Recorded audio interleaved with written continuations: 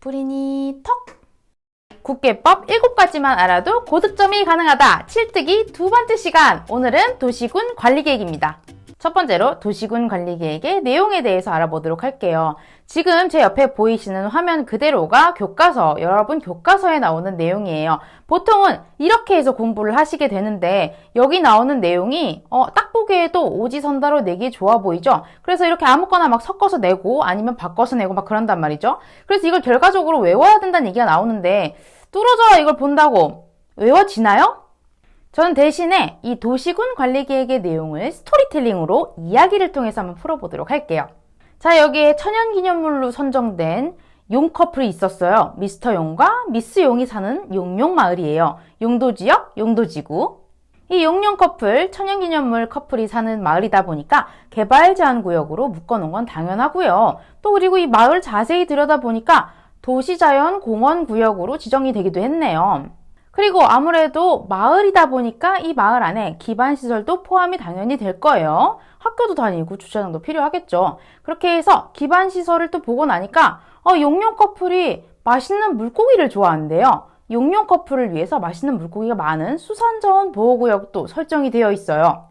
이때 주의를 하셔야 될 부분이 개발 제한 구역이지 개발 밀도 관리 구역이 아니라는 거죠. 그리고 기반시설이 안에 있다고 했지 기반시설 부담구역이 아니라는 거, 그것도 주의해 주셔야 돼요. 이렇게 청정지역에 살고 있는 용용마을을 호시탐탐 눈여겨보고 있던 개발업자가 있었어요. 이 개발업자가 여기에 정비사업을 해보면 참 좋을 텐데 근데 여기에 묶여있단 말이야. 이렇게 생각을 한 거죠. 또 도시개발 사업도 하고 싶고 그래요. 그런데 그런 거를 막 하려고 하니까 우리가 아직도 넘어야 할 산이 참 많죠. 그것 중에 하나가 입지규제 최소구역 계획에 대한 것도 있고, 그리고 또 한 가지 지구 단위 계획도 눈여겨봐야겠죠. 이렇게 천연기념물 용용 커플의 사례로 해서 도시군 관리계획의 내용을 정리해봤어요. 그러면 이번에 또 다뤄볼 주제는 도시군 관리계획에서 제일 많이 나오고 있는 시험 주제 중에 하나죠.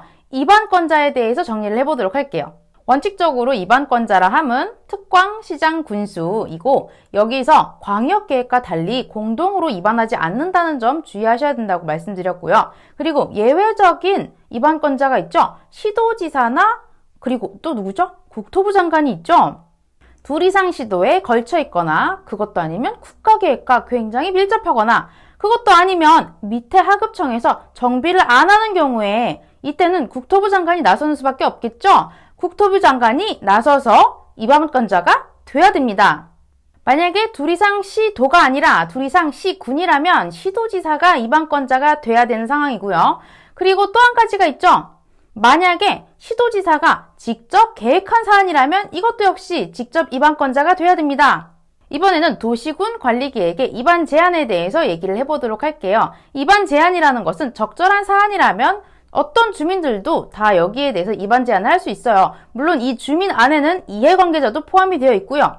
제가 방금 적절한 사안이라면 이라는 단서 조건을 달았죠. 결국 주민들이 지켜줘야 되는 3가지 요건이 있는 거네요. 적절한 대상인지, 그리고 소유자의 동의를 받았는지, 그리고 지역 요건이 있어요. 이렇게 하나씩 알아보도록 할게요. 이 대상에는 3가지가 있는데 지구단위 계획구역과 그리고 산업, 유통, 개발, 진흥지구, 그리고 마지막으로 기반시설에 대한 내용이 있어요. 그리고 소유자의 동의는 앞에 이름 긴 거 2개는 3분의 2 이상의 면적의 소유자 동의를 얻어야 돼요. 그런데 맨 끝에 있는 기반시설의 경우에는 5분의 4 이상의 동의를 받아야 돼요. 좀 깐깐하죠? 이때 동의 대상 면적에서 국공유지는 당연히 제외를 하는 거고요. 국공유지니까 동의를 받을 필요는 없죠. 그리고 지역 요건을 또 따져야 된다고 했잖아요. 그런데 이 지역 요건은 모든 사안에 대해서 따지는 게 아니에요. 기반시설이나 앞에 있었던 지구단위 계획구역에 대해서는 따지지 않지만 산업, 유통, 개발, 진흥지구에 대해서는 지역 요건까지 꼼꼼하게 따져줍니다. 면적은 10,000제곱미터 이상이 돼 30,000제곱미터 미만이어야 되는 자생계 지역이죠. 자연 녹지, 그리고 생산관리, 계획관리 지역이에요. 그리고 특히 이 계획관리 지역이 전체 면적의 50% 이상을 차지해야 되고요. 마지막으로 우리 국토부 장관이 고시하는 기준에 충족돼야 되죠. 이렇게 대상 소유자 동의 그리고 지역 요건을 모두 다 지킨 주민이나 이해관계자만이 입안 제한을 할 수 있게 돼요. 누구에게 하는 거죠? 국토부 장관이나 시도지사, 시장군수 등에게 하는 거죠. 이렇게 입안 제안을 받은 입안권자들은 도시계획위원회에 자문을 거칠 수 있고요. 그리고 나서 45일 이내에 통보를 하도록 규정하고 있어요. 그렇지만 부득이한 경우가 있을 수 있겠죠. 부득이한 경우에만 30일을 추가로 줍니다. 그리고 가끔 문제 보기에 종종 나오는데요. 만약에 이 과정에서 비용이 나오게 된다면 비용에 대한 일부분을 입안권자는 제안한 사람에게 부담시킬 수 있어요. 잠깐! 제가 시험에 이게 어떻게 치졸하게 나올 수 있는지 한 가지만 짚고 넘어가도록 할게요. 방금 전에 제가 입안권자들이 도시계획위원회에 자문을 거칠 수 있다, 받을 수 있다라고 말씀드렸는데 이거는 입안 제한이기 때문에 그런 경우가 있을 수 있지만 만약에 시도지사가 지구단위 계획에 대한 내용이거나 그걸 결정하는 거거나 아니면 용도지구를 폐지한다거나 하는 내용이면 어때요? 이해관계자가 생길 수 있겠죠? 이런 부분에는 행정쟁송의 우려가 있어요. 그래서 이런 경우에는 건축위원회와 도시계획위원회의 공동심의를 거쳐야 한다라고 분명하게 구별하고 있습니다.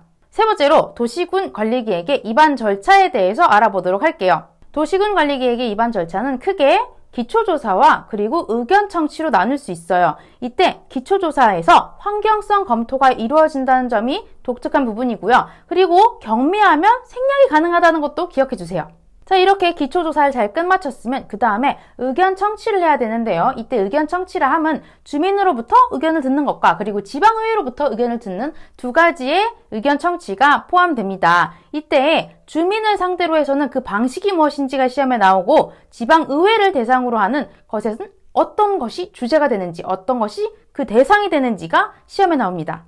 주민에 대한 의견 청취 방식으로 흔히들 공청회를 떠올리실 텐데 관리계획에서는 공청회가 아니라 공고와 열람으로 대신하고 있어요. 그리고 지방의회가 청취하는 대상에는 우리 용용, 용도지역, 용도지구, 그리고 광역시설, 그리고 기반시설이 포함됩니다. 근데 이 중에서 기반시설이 무엇인지가 또 시험에 나와요. 자, 지방의회에 의견을 청취해야 되는 기반시설 5개가 나오니까 딱 어떤 느낌이 드세요? 이 5개 가지고 왠지 오지선다 시험에 나올 것 같다. 이런 강력한 느낌 들지 않으세요? 그러면 이걸 외워야 된다는 건데 5개를 외우려고 뚫어지게 봐도 잘 외워지지가 않아요. 이럴 때는 이야기로 외우시면 빨라요. 자, 우리 다 함께 대학생 시절로 넘어가도록 합니다. 대학생 때 MT를 떠나던 그 설레는 순간으로 한번 가보도록 할게요. 자, 이렇게 도시철도를 타고 우리 고속터미널역으로 가보는 거예요. 고속터미널로 가니까 고속여객이니까 시외버스가 있죠. 여기에서 시외버스를 타고 주 간선도로를 타요. 간선도로를 타면서 MT를 가고 있는데 뭐가 보이죠? 저쪽에 지자체 청사가 보이네요. 자, 이렇게 해서 우리 5가지 기반시설을 다 정리했어요. 자, 이렇게 입안 절차까지 싹 정리를 하고 나니까 시험에 어떻게 나오는지가 궁금해지죠? 저기서 또 잠깐 시험에 어떻게 나오는지 한번 예시를 보도록 할게요. 문제를 이렇게 보니까 도시군 관리계획 입안을 하려면 공청회를 열어서 주민들의 의견을 들어야 한다 이렇게 써있고 그리고 공청회를 열기 14일 전까지 주요 일간지에다가 이걸 또 공고해야 된다 이렇게 강제하고 있죠. 딱 보니까 우리가 봤던 뭐가 이렇게 막 거슬리죠? 공청회라는 단어가 거슬리네요. 그리고 맨 마지막에 공고해야 된다 이 부분이 또 틀렸어요. 법전에서는 뭐라고 얘기를 하고 있냐면 14일 이상 일반인이 열람할 수 있게만 해놓으면 된다고 되어 있어요. 그래서 이 강제하는 규정도 틀렸네요. 자, 그럼 정리를 해보도록 할게요. 광역계획이나 기본계획의 경우에는 공청회가 필수적이에요. 그런데 우리가 방금 배웠던 도시군 관리계획의 경우에는 공고와 열람으로 대체할 수 있다. 그러니까 이 계획들의 의견 청취 방법의 차이를 정리해 주시면 되고요. 이게 왜 중요하냐? 대법원 판례가 나왔기 때문이죠. 판례를 또 한번 보실게요. 의견 청취 절차를 제대로 거치지 않은 도시군 관리계획이라면 어쩌다고요? 중대한 하자가 있고 따라서 위법하다라고 명시하고 있어요. 자, 그럼 마지막으로 도시군 관리계획의 결정권자에 대해서 알아보도록 할게요. 도시군 관리계획의 결정권자는 원칙적으로 시도지사, 대도시, 시장 군수 이렇게까지 이어집니다. 특히 시장 군수가 직접 입안한 지구단위 계획이나 지구단위 계획을 대체로 해서 용도지구를 폐지하는 경우에 있어서는 시장 군수가 결정권자가 됩니다. 그런데 예외적으로 국토부 장관이 결정권자가 되거나 아니면 해양수산부 장관이 결정을 하는 경우 그리고 위에 시장 군수를 제외한 결정권자가 결정을 내리는 경우가 있어요. 이 중에서 국토부 장관이 결정권자가 되는 부분을 좀 자세히 보시게 되면 국토부 장관이 입안한 것이다 이러면 당연히 국토부 장관이 결정을 해야 되겠죠. 그리고 개발제한구역이나 국가계획과 연계된 시가와 조정구역에 관한 것이라면 국토부 장관이 결정권자가 됩니다. 잠깐! 이 부분이 시험에 어떻게 나오는지 또 예문을 한번 보도록 할게요. 입지 규제 최소 구역에 관한 사항에 있어서는 도시군 관리계획의 결정권자 그리고 시장 군수 제외라고 되어 있죠. 그 사람들이 결정한대요. 맞는 지문인가요? 예외적으로 우리가 앞에서 배웠던 국토부 장관이 튀어나와가지고 내가 결정하겠다 하는 경우가 아니고 그리고 해양수산부 장관이 나와서 얘기해야 될 것 같은 수산보호구역 뭐 이런 것도 아니잖아요. 그러니까 이건 당연히 여기에 나온 문제 그대로가 맞는 지문이 되는 거죠. 오늘은 국계법 7가지만 알면 고득점이 가능하다. 칠뜨기 두 번째 시간이었어요. 도시군 관리계획에 대해서 공부를 해봤고요. 오늘 강의가 도움이 되셨다면 구독, 좋아요 눌러주세요.